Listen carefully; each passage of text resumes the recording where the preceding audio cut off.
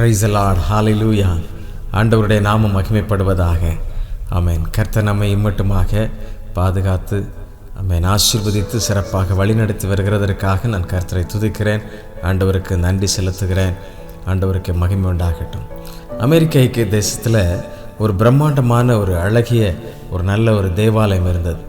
அந்த தேவாலயத்தினுடைய அந்த கோபுரத்தின் உச்சி மிக நேர்த்தியாக எல்லோரும் பார்க்கக்கூடிய விதத்தில் அது ரொம்ப வித்தியாசமாக அழகாக அவர்கள் அதை படைத்திருந்தார்கள். அதை பார்ப்பதற்கு பல தேசங்களிலிருந்து அதிகமான மக்கள் வந்தார்கள். அவங்களுடைய அந்த ஆலயத்தினுடைய இன்டீரியர் மிகவும் ரொம்ப சிறப்பாக நேர்த்தியாக அமைத்திருந்தார்கள். அந்த ஆலயத்தில் எப்பொழுதும் கூட்டம் நிரம்பி வழிந்து கொண்டே இருக்கும். ஆலயத்திற்கு மக்கள் ஆமென் ஆயிரக்கணக்கான மக்கள் வருவார்கள். இந்த ஆலயம் நிரம்பி எப்பொழுதும் கர்த்தரை துதித்து கொண்டே இருப்பார்கள். இந்த ஆலயத்தினுடைய இந்த மகிமை பல இடங்களுக்கு பல தேசங்களுக்கு செல்ல அதற்கு அருகாமையிலே ஒரு மிக பிரம்மாண்டமான ஒரு கட்டிடத்தை ஒருவர் கட்டி கொண்டிருந்தார். என கருமையானவர்களே, அதுவும் மிக உயரமாக நேர்த்தியாக அந்த கட்டிடத்தை அவர்கள் கட்டி கொண்டிருந்தார்கள். ஒரு நாள் இந்த ஆலயத்தில் ஒரு உபவாச கூட்டம் என்று சொல்லி அறிவிப்பு கொடுத்து அந்த போதகர் எல்லா ஜனங்களையும், அது ஒரு வேலை நாள், ஆகவே எல்லாரும் கண்டிப்பாக வர சொல்லி அவர்கள் உபவாசித்து ஜெபிக்க ஆரம்பித்தார்கள்.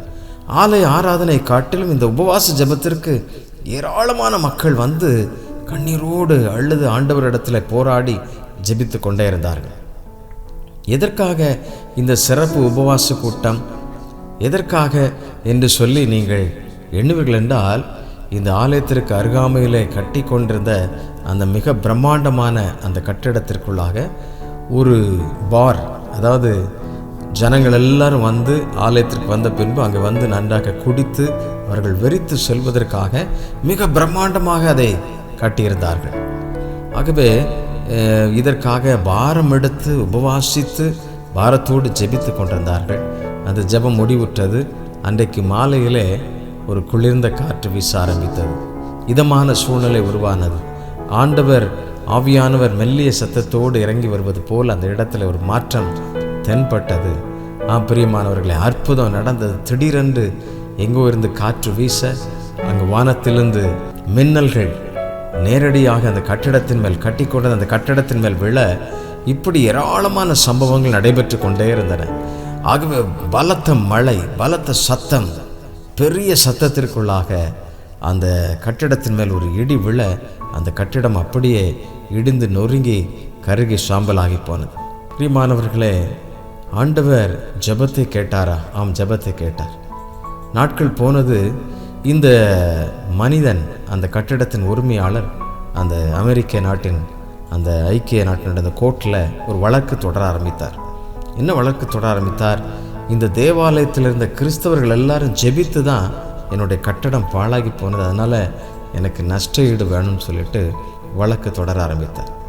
அவரும் தேவாலயத்தில் உள்ள போதகர் மேலே அவர் வழக்கு பதிவு செய்து போதகர் அதற்குரிய பதிலை கொடுக்கும்படி அழைத்திருந்தார்.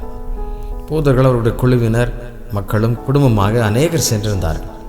இந்த வழக்கு வித்தியாசமாக இருக்கிறது என்று சொல்லி அந்த நீதிபதியும் வழக்கறிஞர்களும் விவாதம் பண்ணி கொண்டிருக்க, அந்த டாஸ்மார்க், அந்த பார், அந்த கட்டிடத்தினுடைய அந்த ஒயின் ஷாப் வைத்திருந்த அந்த ஓனர் சொல்கிறார், இவங்க ஜெபத்தினால தான் இந்த கட்டிடம் இப்படி மழை பெய்து மின்னல் இடிந்து ஆமென் சாம்பலாகி போனது, ஆகவே நஷ்ட ஈடு கொடுக்கணும்னு சொல்லி. இவர்கள் சொல்கிறார்கள், நாங்கள் ஒன்றுமே செய்யலை. இந்த ஒயின் ஷாப் ஓனருடைய வக்கீல் வாதாடுகிறார், இவர்களுடைய ஜெபத்தினால தான் இது நடந்தது. இவர்கள் எல்லாரும் சொல்கிறார்கள், போதகர்கள், அவருடைய சபை மக்கள் எல்லாரும் சேர்ந்து சொல்கிறாங்க, நாங்கள் ஒன்றுமே செய்யலை என்று சொல்கிறார்கள். எனக்கு பிரியமானவர்களே, இந்த நீதிபதி என்ன தீர்ப்பு கொடுப்பது என்பது அவருக்கு ஒரு பெரிய போராட்டமாக மாறிவிட்டது. இறுதியாக சொல்கிறார், நீங்கள் உலகத்தை படைத்த ஒரு தெய்வத்தை ஆராதித்து கொண்டிருக்கிறீர்கள். உங்கள் ஜெபத்தை நீங்கள் நம்பவில்லை.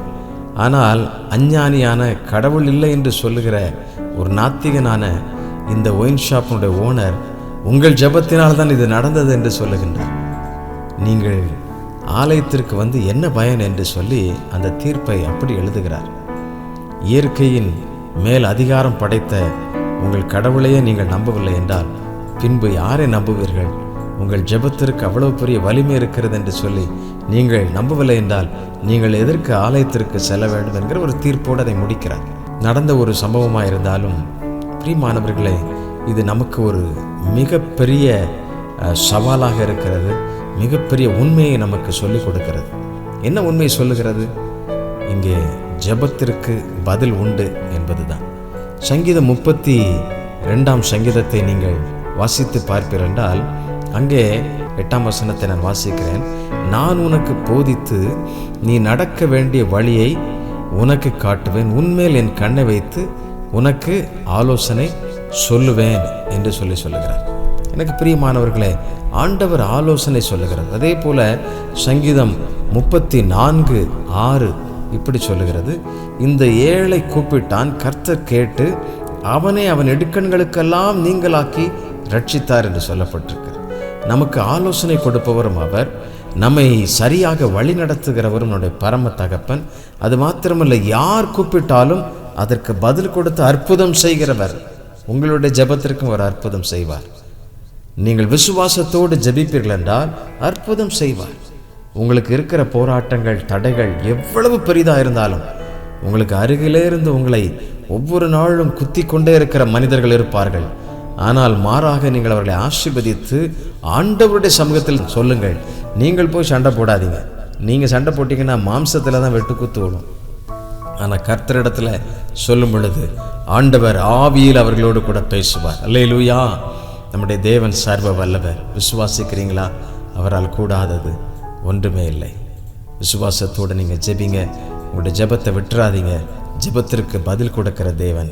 இந்த ஏழை கூப்பிட்டான், கர்த்தர் அதை கேட்டு அவனை எல்லா இடுக்கண்களுக்கும் நீங்களாக்கி ரட்சிக்கிறார். உங்களுடைய எல்லா இக்கட்டுகளையும் ஆண்டவர் நீக்குவார், உன்னை ரட்சிப்பார், விடுவிப்பார், புது கிருபைகளை தருவார். ஜெபிக்கலாமா? அன்புள்ள ஆண்டவரே, நம்முடைய சமூகத்தில் பாரம் எடுத்து நாங்கள் ஜெபிக்கிறோம். நீர் அற்புதங்களை செய்ய வல்லமை உள்ளவர், அதிசயங்களை செய்கிறவர், மிகப்பெரிய நன்மைகளை செய்கிறவர். எங்களுக்கு இக்கட்டுகளையும் கண்ணிகளையும் உண்டாக்குகிற ஜனங்களை நீரே விசாரிக்கிறவர். காரணம், நாங்கள் உம்முடைய பிள்ளைகளப்பா. நீர் எங்களை கைவிட மாட்டீர். இந்த நன்மைகளை நாங்கள் எதிர்பார்க்கிறோம். எங்கள் ஜெபத்திற்கு வலிமை உண்டு என்பதை நாங்கள் விசுவாசித்து ஜெபிக்கிறோம். நாங்கள் அதை உணர்கிறோம், அதை நம்புகிறோம். கர்த்தாவே, எங்கள் ஜெபத்தை கேட்டு ஆசீர்வாதத்தை தாரும். எங்கள் குடும்பத்திற்கும், எங்கள் தேசத்திற்கும், எங்கள் சபைக்கும் ஆண்டவரே ஒரு பெரிய மறுமலர்ச்சியும் நன்மைகளும் உண்டாகட்டும் என்று சொல்லி ஜெபிக்கிறோம். தீமைகள் வேறற்று போகட்டும், நன்மைகள் எங்கும் பிரவாகித்திருக்கட்டும். ஒரு மனம், ஒற்றுமை, ஐக்கியம், அன்பு எங்கும் நிறைந்திருக்கட்டும். கர்த்தர் அதை செய்வீராக. நீர் அப்படி செய்கிறதற்காக நன்றி. இயேசுவின் நாமத்திலே ஜெபிக்கிறோம். ஜெபங்கேளு நல்ல பிதாவே. ஆமென், ஆமென். ஜெபம் வலிமையானது. ஜெபத்தை விடாதீங்க. கர்த்தரிடத்தில் நீங்கள் ஊக்கமாய் கேட்கிற எல்லா ஜெபத்திற்கும் ஆண்டவர் பதில் கொடுத்து உங்களுடைய நன்மைக்காக ஆண்டவர் போரிட்டு வெற்றியை தருவார். விசுவாசியுங்கள். தேங்க்யூ. God bless you.